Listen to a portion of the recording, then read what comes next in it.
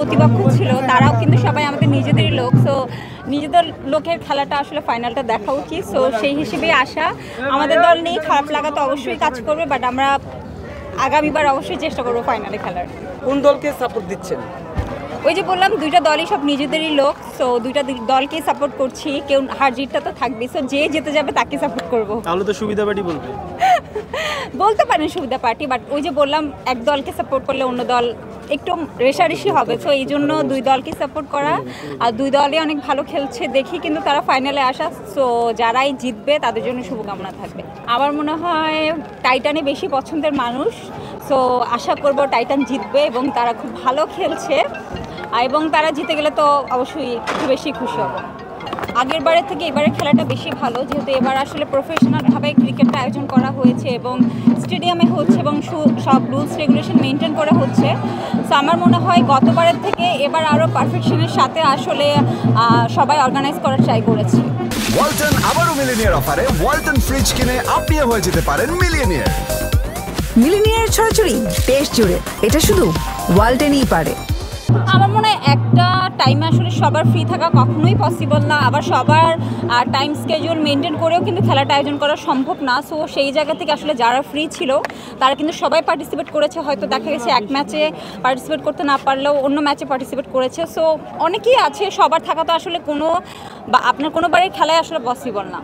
ওই যে বললাম যে হয়তো অনেক টিমে জায়গা ছিল না, বা যারা আগে খেলেছে তারা তো আসলে প্রায়োরিটিটা পাবে সবার আগে, এটা অবশ্যই আমার মনে হয় ঠিক ছিল। বাট আমরা বা আমাদের টিম অবশ্যই চেষ্টা করবে যে নেক্সট বার যাতে যারা আসলে জায়গা পায়নি বা যাদেরকে জানানো হয়নি তারা অবশ্যই আগামীবার খেলবে। আমার মনে হয় যে ফার্স্টের দিকে এটা প্রপারলি একদম ফ্যান ফলোয়ার বা তার কাজটা দেখে তাদেরকে নেওয়া হয়েছে। আমার মনে হয় শেষের দিকে অনেকেই আসলে এদিক ওদিক থেকে ঢুকে গিয়েছে, যেই টাইমটাতে আসলে সবাই এই টিম প্রিপারেশন নিয়ে ব্যস্ত ছিল। ওই টাইমে আসলে আমার মনে হয় অনেক বাইরের লোক ঢুকেছে, যেটা কাইন্ড অফ একটু সবার জন্য মন খারাপের বিষয়। বাট ওই যে বললাম আমরা নেক্সট বার এবার যে ভুল ত্রুটিগুলো হয়েছে নেক্সট বার আমরা আশা করবো অর্গানাইজার টিম থেকে যে ওই ভুল ত্রুটিগুলো যাতে না হয়। লাস্টের দিকে আসলে অনেক মিসম্যানেজমেন্ট হয়েছে, হয়তো অনেক বাইরের মানুষ ঢুকে গিয়েছে, বাট চিনে না এই জিনিসটাকে আমি একটা দিক থেকে হয়তো জাস্টিফাই করতে পারি যে একটা ইন্ডাস্ট্রির মানুষ সবাইকে সবার চিনা কখনোই পসিবল না। সো হয়তো এমন আছে যে গুটি কয়েক মানুষ হয়তো চিনে না, বাকি সবাই চিনে। সো ওই জায়গা থেকে হ্যাঁ এরকম অনেক মানুষও আছে যাদেরকে আসলে আমরা নিজেরাও চিনি না। বাট ওই যে বললাম যে কোনো প্রোগ্রাম কিন্তু একদম 100% পারফেক্ট হওয়া পসিবল না। আপনারা যে কমপ্লেনগুলো করছে বা সেলিব্রিটিরা যে কমপ্লেনগুলো করছে সেগুলো ইনশাল্লাহ আমি আশা করবো যে হচ্ছে অর্গানাইজার টিমরা মাথায় রেখে নেক্সট বার আয়োজন করবে। আমার একদমই এরকম মনে হয় না। যে আমি যদি আমার নিজের কথাই বলি, আমি লাস্টবার খেলিনি।